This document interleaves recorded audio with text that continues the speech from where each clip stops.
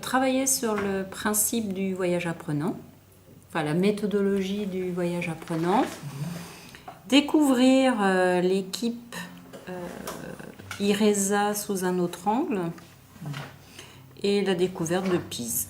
Alors, mes motivations, donc, d'abord c'était, je pense, quelque chose d'original dans la forme, de pouvoir comparer deux systèmes d'organisation qui sont les coopératives dans deux endroits différents et avec des législations différentes. Et je pense que ça, c'était la première approche qui m'est apparue pour moi la plus intéressante. Moi, en tant que salarié, de pouvoir participer à ce voyage sur le thème de la découverte des coopératives italiennes, ça me permettait d'une part de travailler en amont de façon plus approfondie le thème des coopératives en France et d'approfondir aussi mes connaissances et puis aussi de m'ouvrir professionnellement à d'autres modèles coopératifs. Parce que depuis le début, c'était un projet qu'on avait l'intention de faire.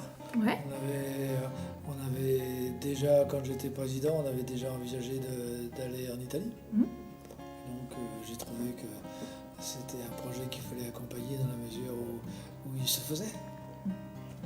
C'est effectivement la connaissance du monde coopératif que je côtoie maintenant depuis une vingtaine d'années et sur lequel j'ai encore envie, et pour longtemps, d'en apprendre et de participer donc à son développement, sa promotion et je dirais sa vulgarisation quelque part, c'est-à-dire en comprendre tous les mécanismes et aller bien plus en profondeur qu'on ne peut le faire dans un but, effectivement, de porter peut-être le pourcentage du PIB coopératif à des niveaux plus élevés qu'il ne l'est aujourd'hui.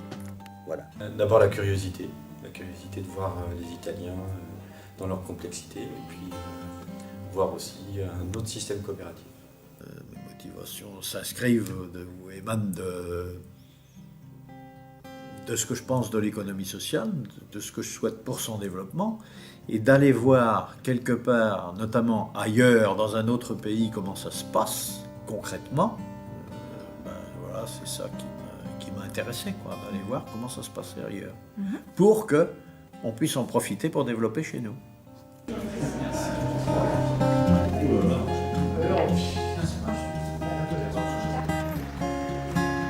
Dans une association qui s'appelle IRESA, Interréseau de l'économie sociale en France, donc regroupe les associations, les coopératives, les mutuelles et les fondations. Volevamo raccontarvi, partire da un organismo importante che è quello della Società della Salute e allargando la presenza a una serie di realtà associative. Accanto a me c'è il direttore della Società.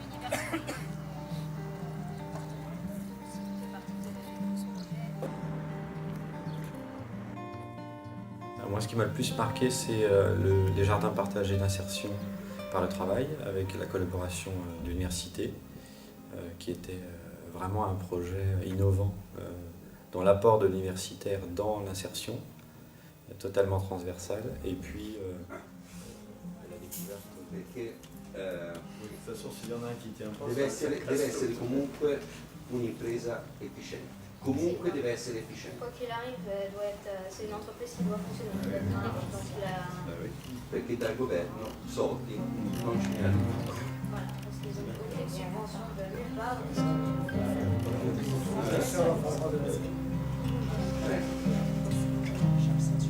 Oui, c'est des choses que quand ils font les programmes d'insertion, la priorité c'est la mutualité et la capacité de travailler ensemble.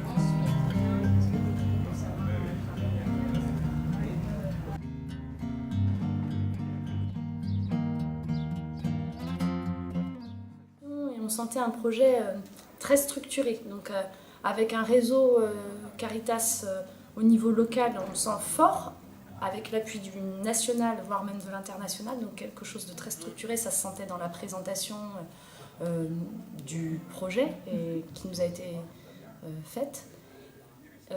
Les autres éléments intéressants, c'est que c'est un sujet, la distribution solidaire, qu'elles soient alimentaires ou autres, vraiment d'actualité, une préoccupation locale aussi, à Angers et en Maine-et-Loire. Et du coup, là, c'est intéressant de pouvoir voir cette expérimentation où ils travaillent fortement l'accompagnement social, avec un accompagnement des personnes donc, bénéficiaires dans le magasin pour les aider soit à choisir leurs produits, parce qu'il y a un choix des produits, et donc ça veut dire que il y a la personne bénéficiaire est aussi mise en position de consommateur vraiment, avec un choix des produits, avec une solution de paiement, puisqu'il y a un système de carte de crédit en fait prépayé. Le crédit est accordé en fonction des ressources, et là il y a tout un partenariat avec les partenaires sociaux. Donc voilà, tout cet accompagnement social pendant l'acte d'achat. Alors il nous expliquait bien, on parle peut-être cuisine, recettes, on parle besoin, on parle peut-être de la famille, voilà. Mais c'est une forme d'accompagnement social aussi sur le temps des courses qui est intéressante. Voilà un peu. Et puis le point qui était intéressant aussi, c'était sur la question du réemploi ou de la récupération. En tout cas, certains produits sont achetés, mais pour la plupart ils sont récupérés ou donnés donc par des grandes enseignes comme Unicoop qui va donner de l'alimentaire et autres. Des dons de particuliers, et par exemple aussi sur tous les produits cosmétiques, de la récupération. Donc on voyait des gels douche à moitié plein, à moitié vide, voilà. Et en fait c'est des choses qui sont récupérées à l'aéroport.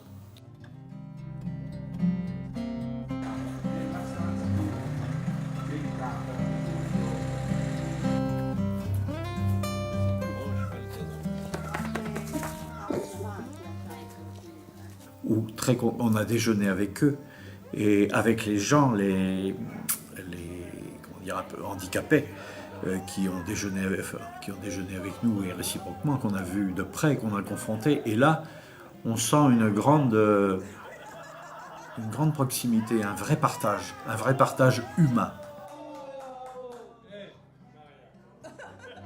J'ai trouvé intéressante, c'est la coopérative PAIM, de par la multiplicité de ses activités, notamment l'activité de loisirs et de tourisme autour du parc et de l'ancienne résidence du président de la République. Je vois des dragons aussi.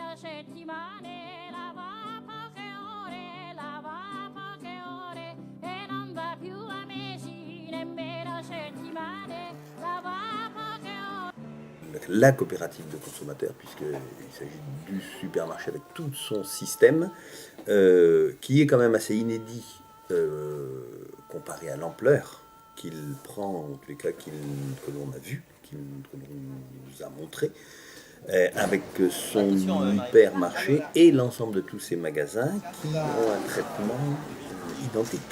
En tous les cas, la clientèle, les consommateurs sont traités en termes tarifaires de la même façon. On sent que derrière, il y a toute une vie qui nous a peut-être, en tous les cas, en l'espace d'une heure ou deux, on n'a pas forcément été jusqu'au bout des choses, mais à mon sens, il y a quelque chose de prometteur. Et je trouve que c'est très différent quand même justement de ce qu'on peut voir de nos grandes coopératives Leclerc, voire Système U. Mais ça m'a paru très très intéressant, quoi. Hypercoop, c'est des magasins, une coopérative de consommation avec une action sociale qui a fait un lien avec d'autres projets qu'on a vus. Donc ça m'a marqué de voir comment Carrefour, qui serait en coopérative, pourrait être utile socialement parfois. Donc un système de distribution où là on allait, me semble-t-il, beaucoup plus loin que les coopératives du type Super U ou Leclerc, où là-bas Coop.net était beaucoup plus organisée entre à la fois le côté des volontaires et des bénévoles de la coopérative et puis l'activité commerciale. Et je trouvais que ça c'était intéressant de creuser un peu comment on peut faire du commerce et comment on peut le faire sous une forme coopérative. Le Palazzo Blu, parce que j'ai trouvé intéressante l'idée de confier à des jeunes la gestion des expositions temporaires.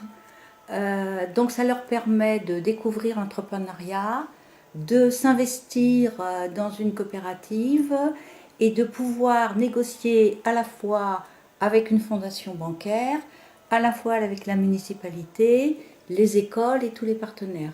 Et j'ai trouvé cette idée fort intéressante de mixer à la fois un musée et une coopérative pour gérer les expositions temporaires. C'était sur la gestion du musée de Pise, la fondation donc, qui avait mis à disposition des locaux avec un fonds patrimonial et qui était géré par une coopérative. Donc là, j'ai trouvé qu'il y avait une forme un peu particulière et très intéressante puisqu'on mettait à des spécialistes de l'art en main tout un patrimoine et la responsabilité de le gérer.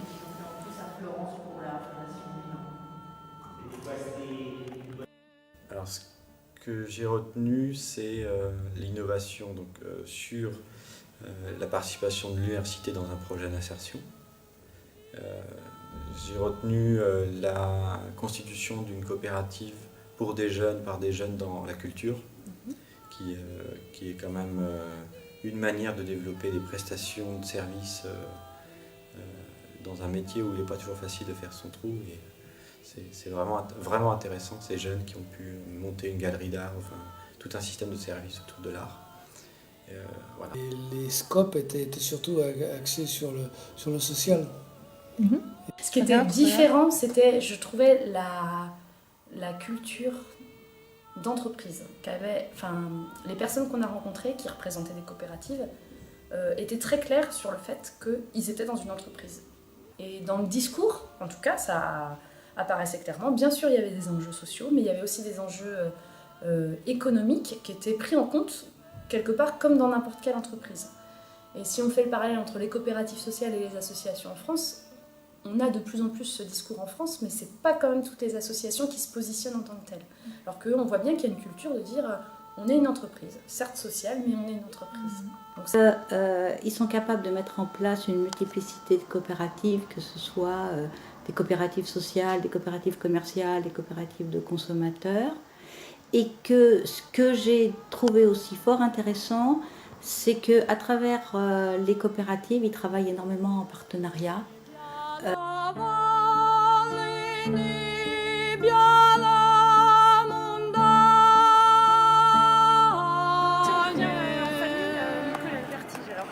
Il y a la scope qu'on a vue le dernier jour, la culturelle, qui je pense pourrait servir de tremplin à des acteurs, à des gens qui sont engagés dans le domaine de la culture. Intéressant, ouais, la coopérative Kinsika, qui est en fait la coopérative de salariés, donc ce qui se rapproche plus d'une SCOP, qui gérait le Palazzo Blu.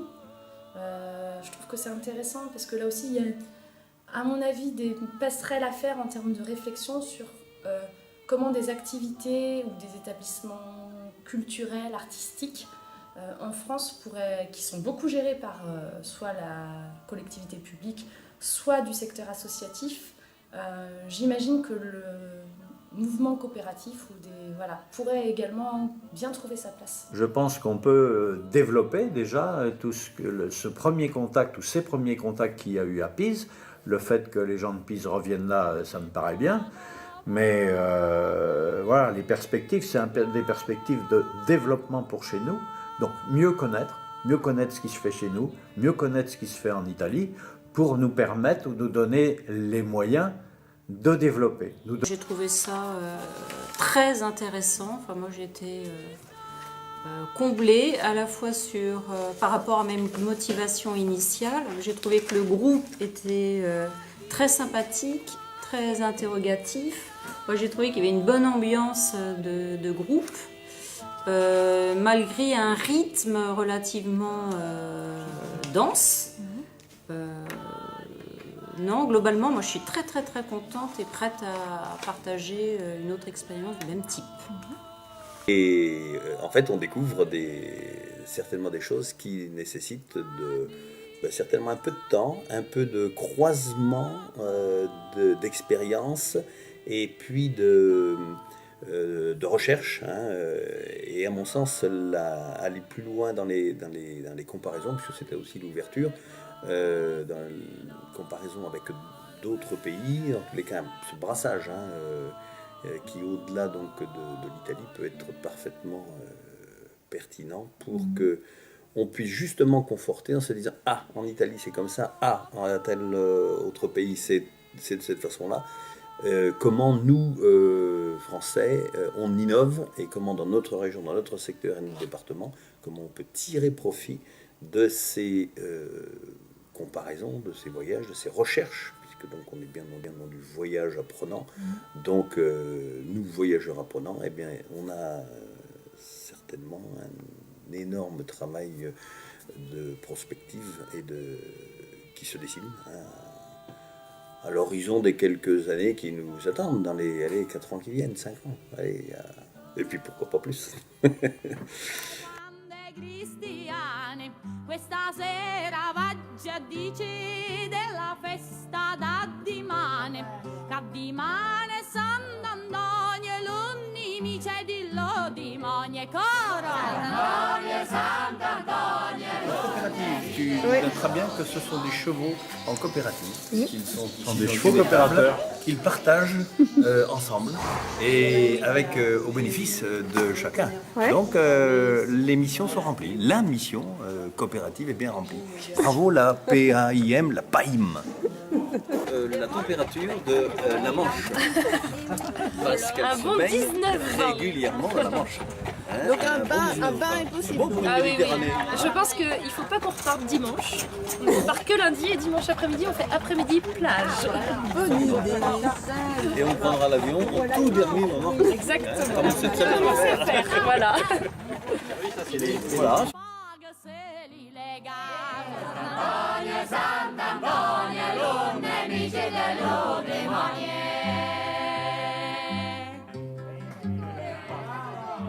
Cacciatore Gaetano.